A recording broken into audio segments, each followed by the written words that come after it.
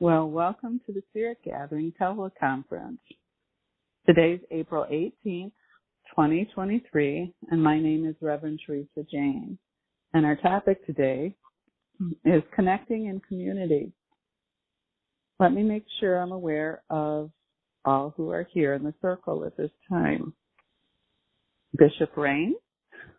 I am, in fact, here. Okay, well, welcome. Thank you. And welcome to all of those who are listening to this recording. We're so glad you joined us. We're recording this call so that people who could not be here tonight can listen in. Please press either your phone's mute button or *6 to mute your line to help keep the line quiet. Tonight we'll meet as a talking stick circle. This means that you say, "I'm picking up the talking stick," when you wish to speak. And then you say, "I'm putting down the talking stick," when you're finished speaking. While someone is holding the stick, we all listen with our hearts and no one else speaks. When that person puts down the stick, someone else announces that they're picking up the stick and then they speak. So I'm going to start with an invocation of all the energies of the universe that are helpful to us. And I may not call in everything, but you can call in the things that you want in your heart as well, silently. So first, let's just kind of settle in and feel where your seat hits the chair and your feet flat on the floor. And kind of take a nice deep breath in and then let it all out, just like in a sigh. And do that a couple of times at your own pace, just to settle into your body and let go of the rest of the day and just relax into being in sacred space. And then I'm going to have you take a moment to look around your surroundings and just let your eyes stop for a moment on something in your surroundings that has meaning for you or is simply beautiful or gives you comfort in some way.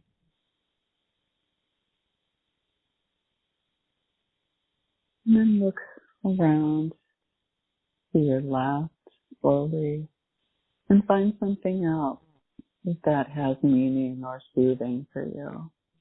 And just let your eyes rest on that.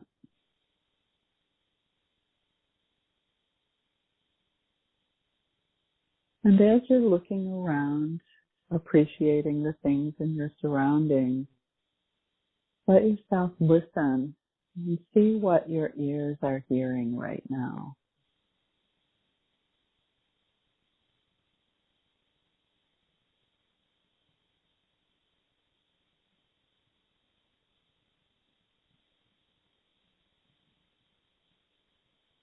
And so I'm going to have you close your eyes and use your imagination. As I mentioned, different parts of the world and the universe that are here for our benefit as we are for theirs.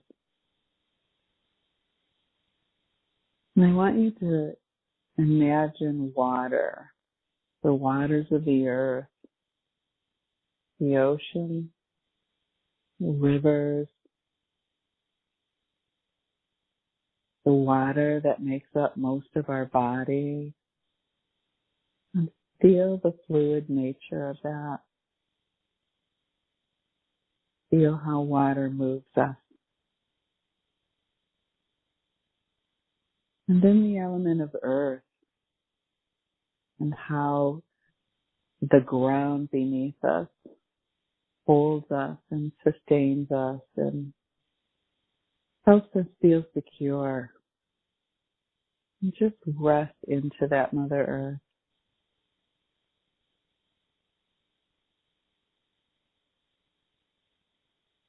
And then feel the element of air and the ways that the wind touches us, the ways that As we breathe in, we feel sustained and fed. And as we breathe out, we let go of what no longer serves or is no longer needed. Just that constant in-breath and out-breath, knowing that it's continuous and sustaining. And then the element of fire,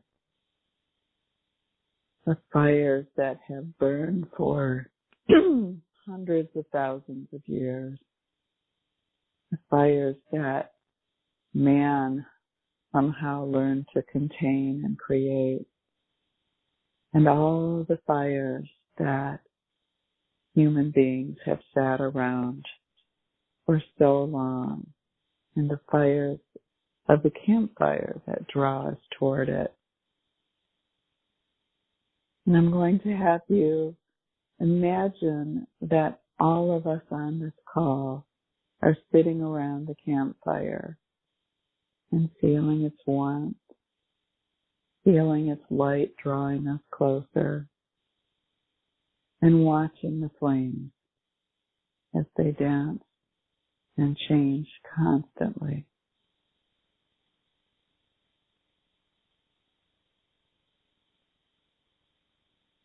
We imagine now the face of the child and the wonder and curiosity and awe that child's face holds, and we bring that child to this fire, the child inside us, to feel the love and warmth and light of that fire.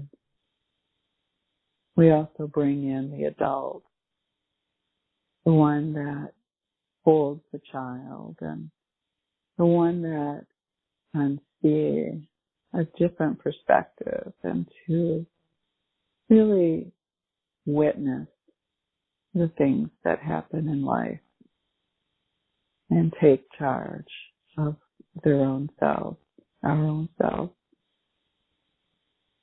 We bring to that fire the sacred feminine so that we know that who we are is enough, so that we know that our own intuition holds great wisdom. And we bring forward the power of the masculine in ourselves and the masculine in the world, where we're able to assess and take action where action is needed and protect and provide. We imagine the plant world around us, the bushes and flowers and trees and the plants that grow food for us and love us and give to us constantly. And the mineral world is the stones that hold intention and memory of the millennia and keep us centered and grounded. And we imagine around that fire the animals of the animal kingdom and how they walk in balance and harmony, and they live moment to moment, always being exactly who they are. And now we bring the world of the human into this campfire, and all the people that love you and hold you and embrace you and that you love, and all the parts of our community that are around us, surrounding us, if only we will reach out and welcome them here. And we bring in the power of the land that you live on. Like, take a moment and feel the land and what the land that you live on and occupy holds for you. In a space of honoring that land, we honor the ancestors of that land as well. And just take a moment to bow to those ancestors and receive their love.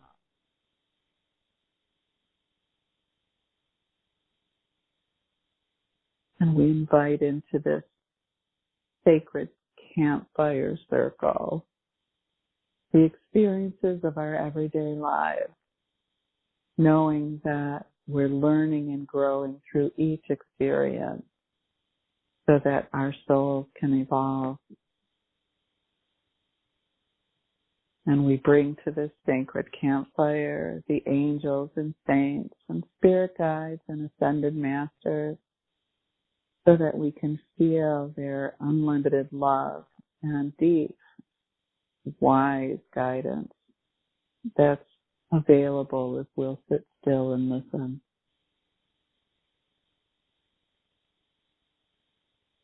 And bring to this sacred fire our connection to our own selves, who we are, all of who we are, we bring here to this circle. We bring our deepest longing for belonging. All of these things are welcome. And as you sit there embodied around this sacred campfire, open the crown chakra and allow that white golden light of the source of all that is, of God's presence in whatever name you call that supreme being, into our bodies, into our fields, into this sacred circle, into this fire.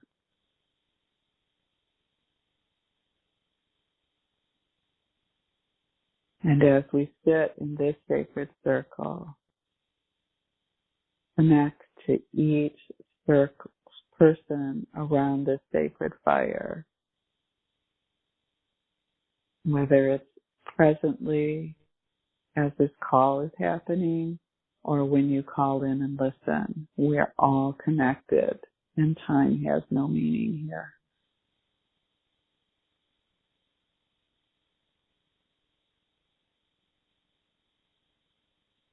And as we sit here in this sacred circle, we set our intention to listen to one another with compassion and curiosity. We intend to ask for what we need and offer what we can. We intend to deepen our connection with one another and to the divine. May this sharing serve us, our communities, and the planet. We say now that all things that occur here be in alignment with all sacred laws and in accordance with divine will for the highest and greatest good of all concerned. We say that all things released here be drawn to the center of the earth through the power of the sacred vortex, and be transformed and transmuted for the healing of the planet and those who live here. We now declare this sacred circle closed, and so it is. So, as we sit in this sacred circle, I wanted to bring forward to the community my recent and ongoing experience of being in community. And there's so many ways of being in community, face to face or with family who's our community, with deep friendships, with celebration, with grieving, with connecting to God and spirit and something larger than ourselves. And it's come to me that with the changes that have happened over the last 3 years with the pandemic and just the isolation that's happened, it's kind of wonderful that we have a virtual church that we can connect through technology, even simple phone calls.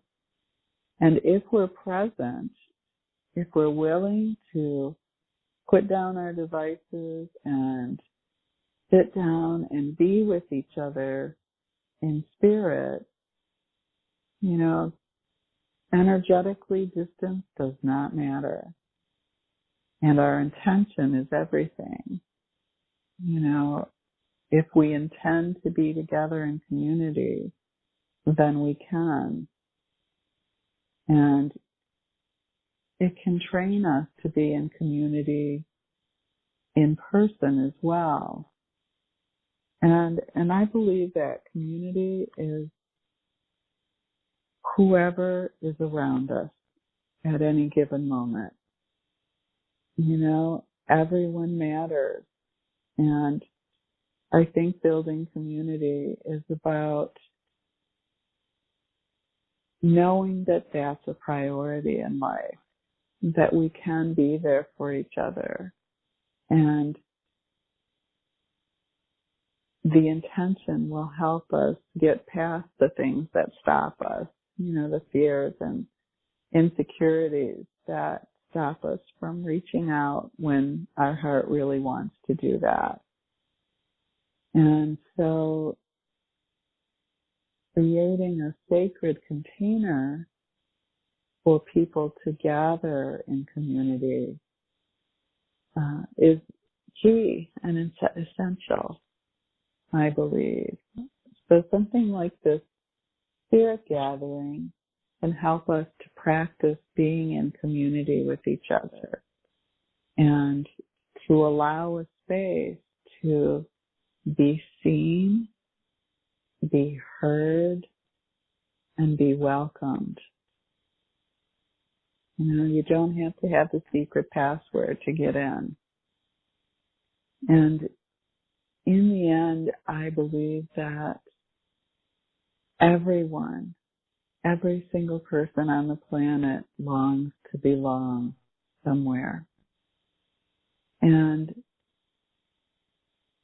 if everyone belonged, I think the world would be a much better place. And even our immediate neighborhood, our immediate family, our immediate friendships, we start small and work our way out.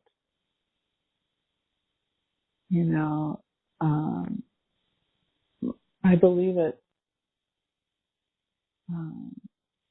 important that we have a way of being of service to one another.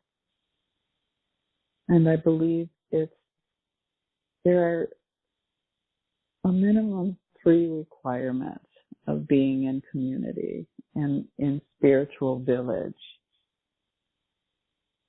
One is communication, learning to communicate heart to heart and be who we truly are with each other.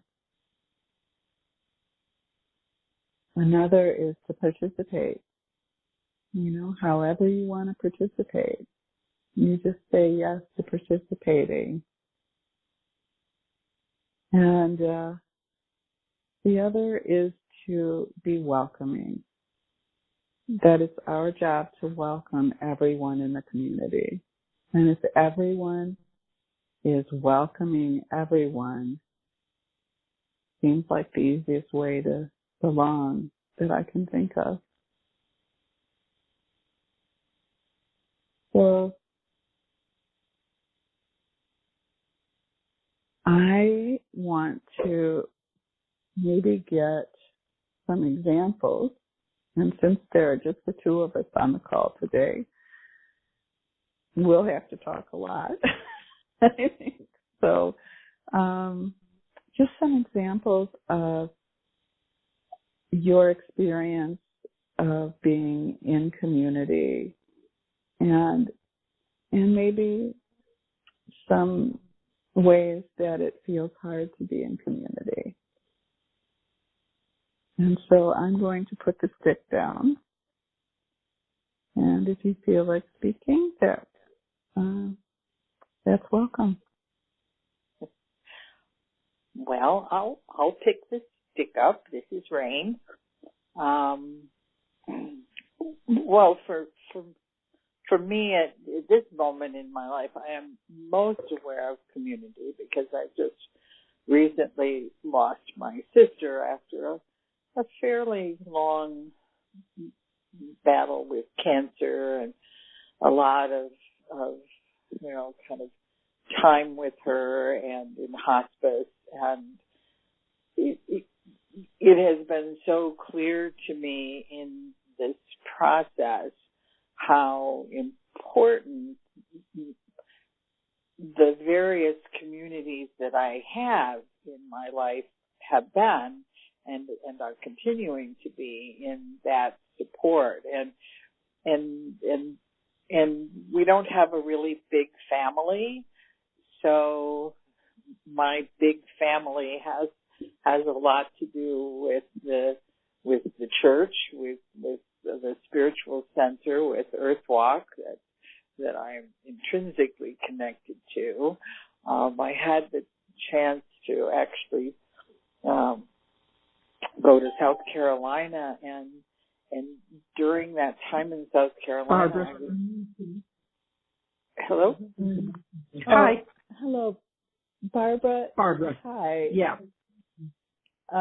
We are, Bishop Rain is in the middle of sharing, and so welcome. And if you want to mute until you're ready to speak, we're speaking about our experience in being in community and how we connect with each other and how it may be hard at times.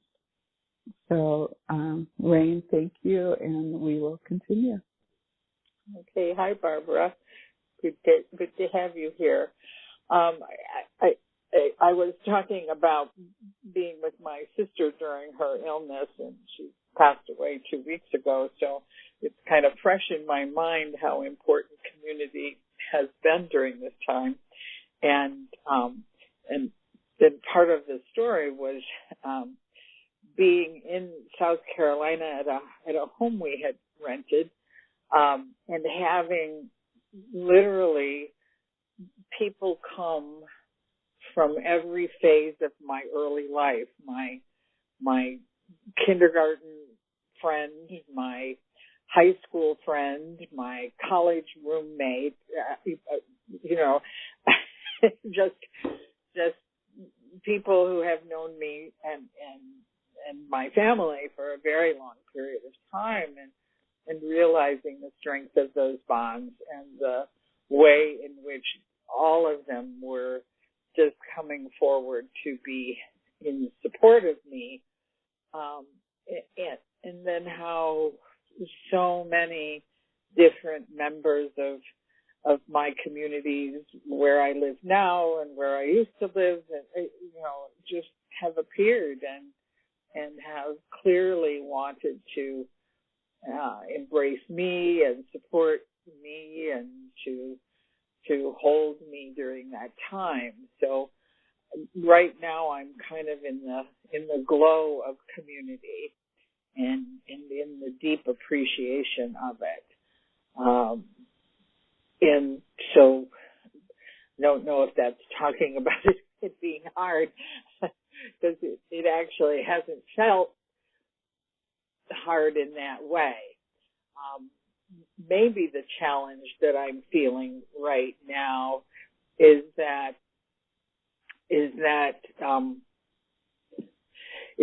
not knowing exactly what to ask for, and not being sure that I want to ask for something. That there are times when what you need to be is just with yourself, and to have that not be a rejection of community, but more of a request for being held at a distance rather than up close. And I think particularly if you're a kind of personality that is somewhat introverted and therefore loses some energy in groups and with people, that being able to discern how to manage those times when you need to recharge your battery alone and the times when you need to allow yourself to be part of your community, maybe is a piece of the master class.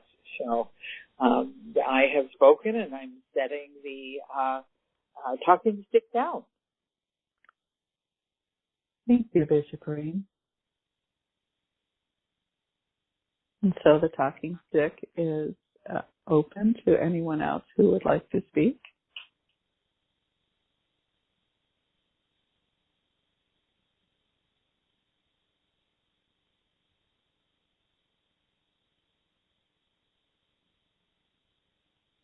Okay, well, this is I'll speak if there's nobody else available what wants to speak.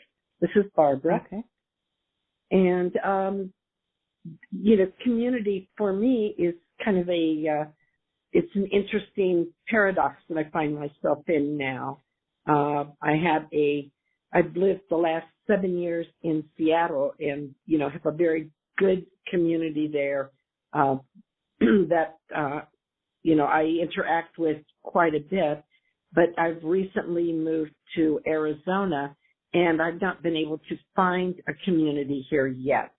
It's very interesting because you would think I'm so close to Sedona that you would actually be able to find a lot of people, but I really haven't been able to find people. I've gone to the metaphysical store thinking that they had maybe some kind of publication or they did weekly talks or things like that, and found out that they really don't do that. They don't, they don't have a mailing list or, like a publication that says, here are the people that are available in the community that do, the various modalities.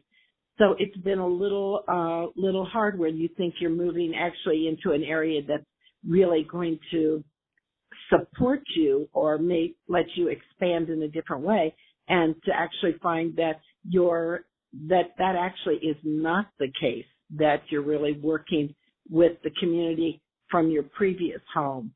I'm sure I will meet people. I'm not, I've only been here 3 months, but it is a little bit of a challenge right now to find community in this location.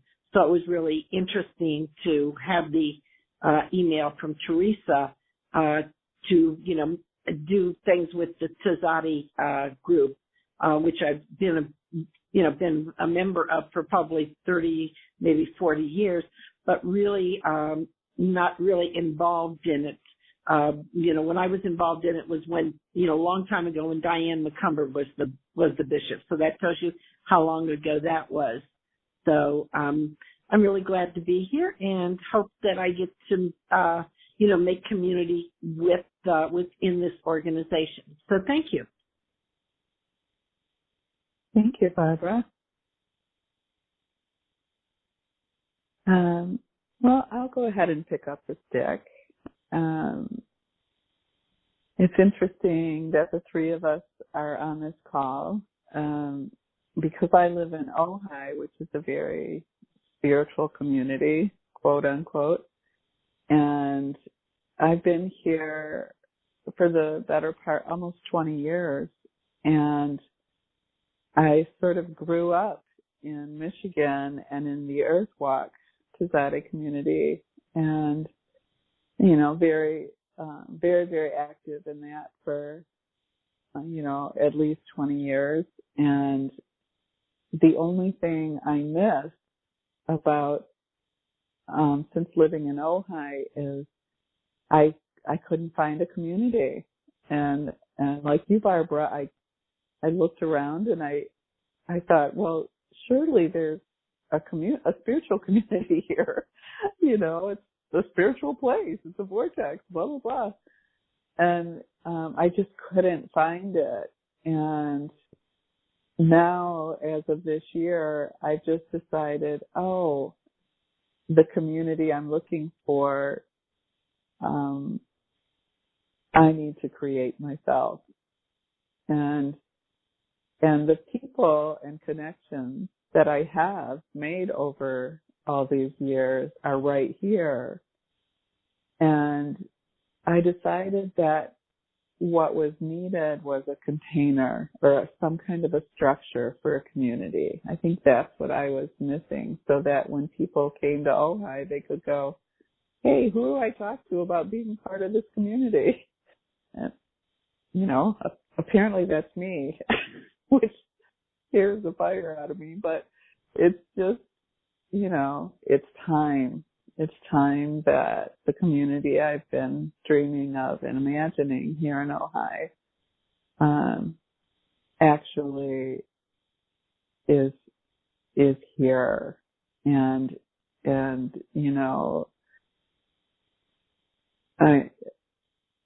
this world of technology, there's so much,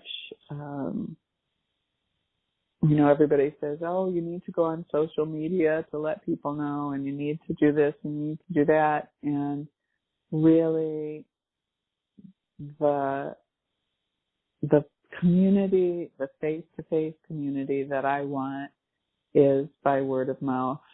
And, I'm just being as fully me as I can be, and trust that the people who want to be in the community that I want to be in will find me and be attracted through divine choreography. And so I'm just sort of anchoring in, and I want that same community for the Church of Tzaddi. And I've been a minister for a long time, but I haven't been committed to building that community. And now I am. Maybe it just took enough maturity to see the importance of that larger network of community that is important as well. Face-to-face community is important, and assisting each other with our day-to-day lives and multi-generational, and all of those things are important, so we can reach to each other to both help each other and to receive from each other. And I like the structure of Tzaddi because we get to practice our spirituality in a way that's resonant and authentic to who we are. And everyone that comes is encouraged to do the same. And so it automatically helps people to appreciate the similarities and the differences as well. So, yeah, that's my sharing, and I'll put down the stick. Is there anything anyone would like to explore around connection and community that you haven't shared so far? And if so, just pick up the stick.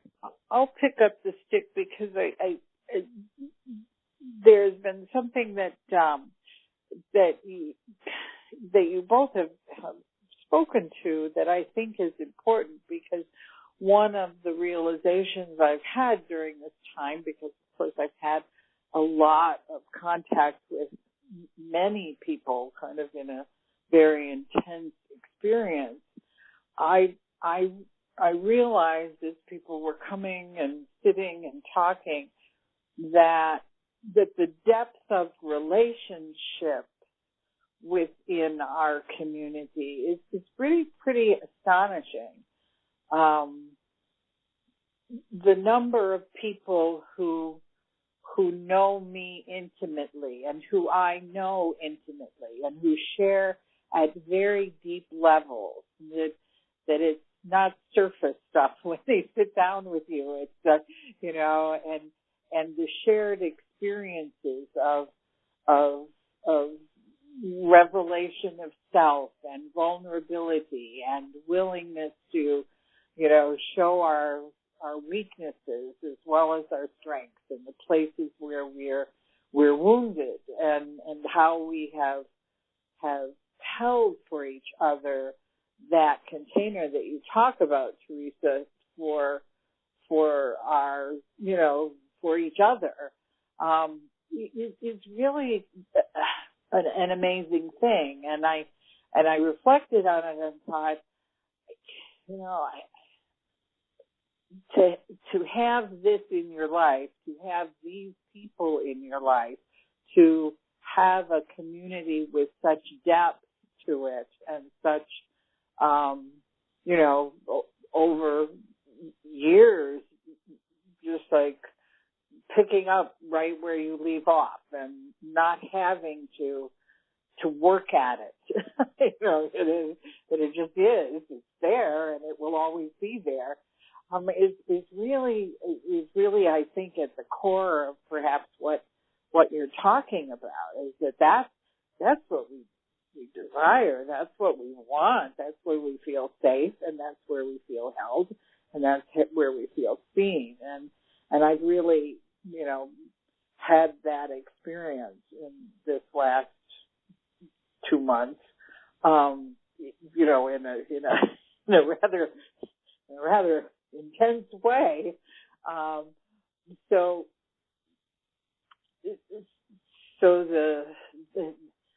the ways in which that has developed have been because we have been willing not just to relate to each other at a social level or at a kind of even a proximity level, but we've actually been committed to each other's healing path, to each other's evolution, to each other's willingness to kind of go deeply into ourselves and to hold space for that journey for each other.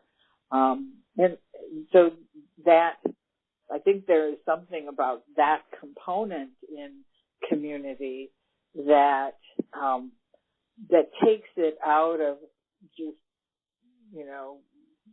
being together, but actually being deeply connected. And the Oma Takwiyas and all my relations that one says when one does ceremony is the way we know we're related. We're related not just through our, bright and shiny pieces, but also through the places where we're struggle and where we're wounded and where we are in need of a safe space and of that kind of unconditional acceptance and love. So, I truly have felt that, as I say, in a really intense way in these last couple of months. And so that was the other thing that became clear to me. I'm putting the talking stick down. Thank you.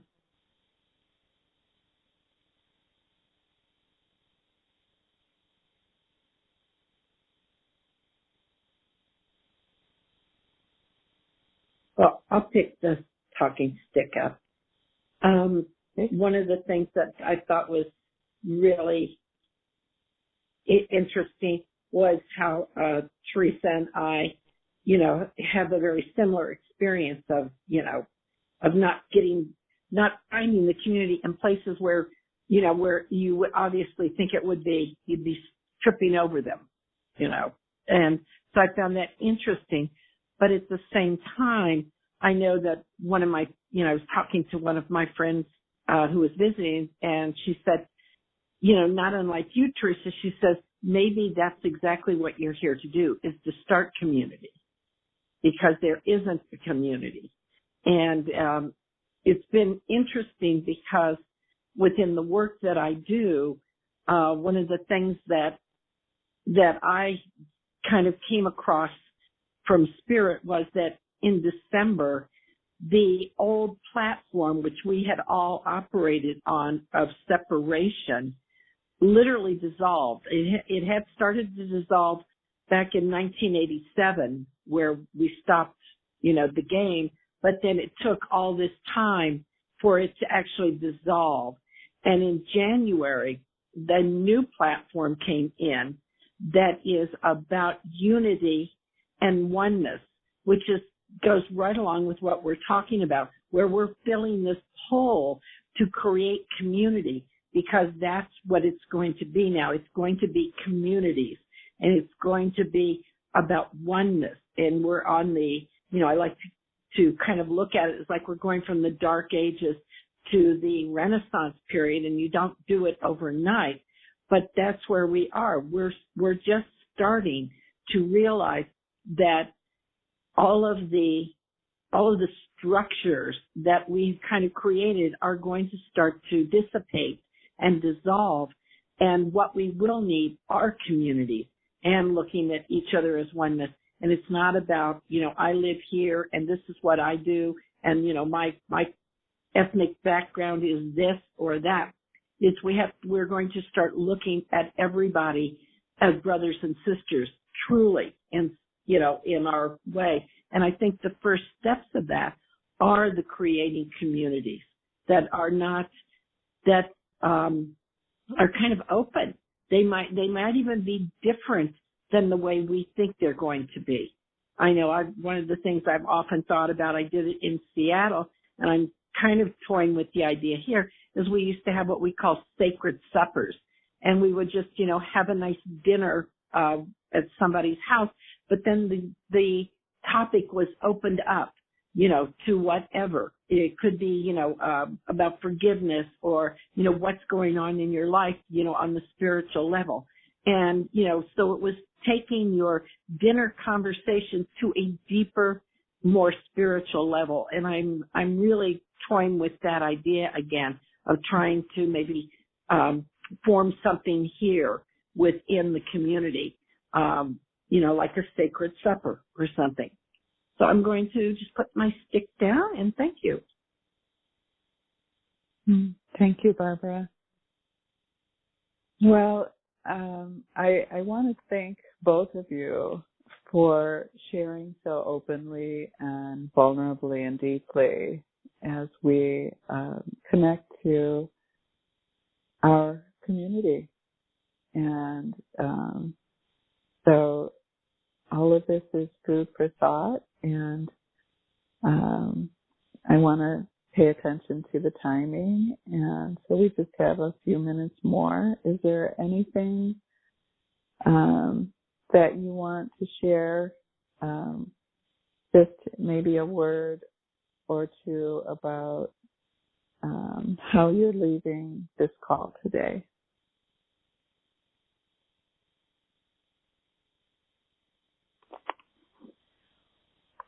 I'm leaving the call with a sense of excitement about what you've shared, Barbara, because it feels like it feels like the church itself and how you as a minister within it are beginning to take that energy into this next phase. So I find that very hopeful as the bishop.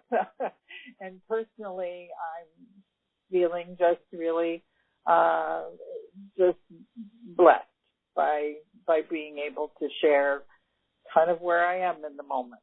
So thank you. I appreciate that very much, Reverend Teresa, that you made this opportunity possible. And I'm putting the stick down. Thank you. And I will pick the stick up to tell you that the feeling I get from this call, that I leave this call with, is anticipation. Anticipation of what is to come and what I can create. And what I can create as an individual, what I can create as a minister, and what I can create through the support of the church. So thank you. Thank you.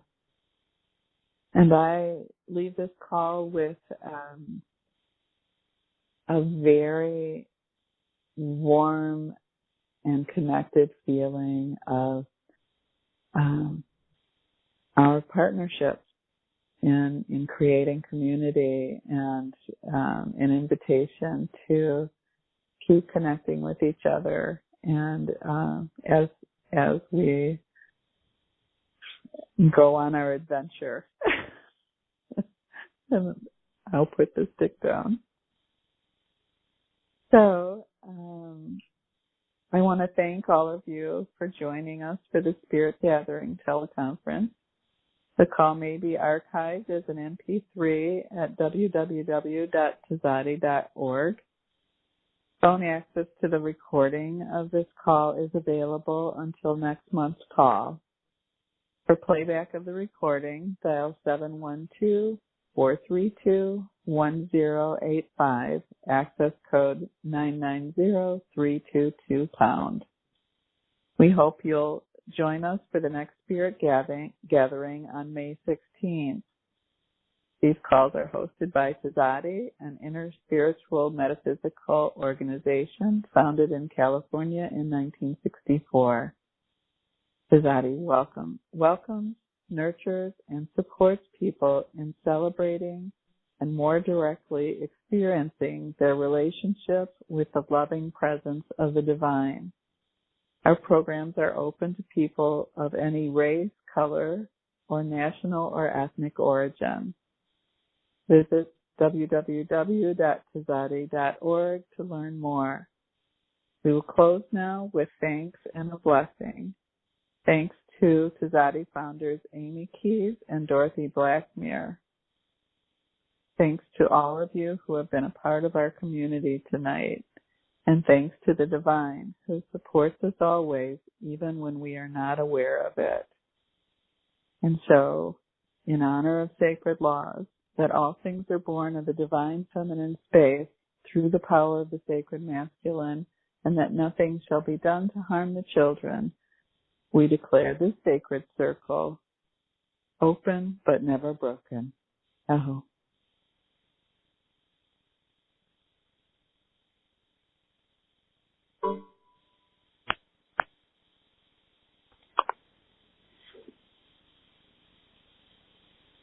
Thank you. Bye. Hello? Oh, I'm here. Okay. Are we unrecorded now? Yes, we're unrecorded. Okay. Is Barbara still with us, or has she left? I think she left. Okay. Oh, that went very, very well. Good. I don't know. I don't know what she was thinking coming in bursting in a half hour late. It's like if I were a half hour late, I would just be quietly sneak in, you know. It was just me, so it wasn't a big deal. Yeah. I mean, it was all perfect. It was fine, you know.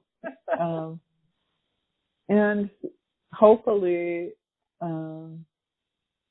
you know, we just keep on going. Like, I was so frustrated about trying to get a minister to come into this, but I just have to just keep showing up when I first started doing women's circles, you know, and there'd be one or two people every week. And I just thought, you know, I'm just going to do this until it's different. And it did. It became different. So. Yeah. It honestly is what's true, is that you just, you know, well, at least that's been my experience. I suppose there are those for whom it can be different, but, you know, it's just like you have to trust that who's there is who's supposed to be there, and what they're doing is exactly what needs to be done, and, you know, it's just all that you can do. Yeah. Yeah. Luckily, I have decades of experience with it. Right, me too. That's kind of how it always is, isn't it? Well, this is a new thing for us, Teresa. No, not at all. You're just starting from scratch again. Okay. That's right. Here we But are. it has great, it has great potential. More into the breach. Oh, well, thank you for all the lovely sharing. I really appreciate it. Well, I think it's nice to have a chance to, to reflect. I've certainly been in a lot of intense places, so it's always good to have a chance to, kind of sort through it. Mm-hmm. Well, I think you have a new fan club member as Bishop, too. She's on board. Okay, well, yes, I figured I'd give her a little bit of encouragement.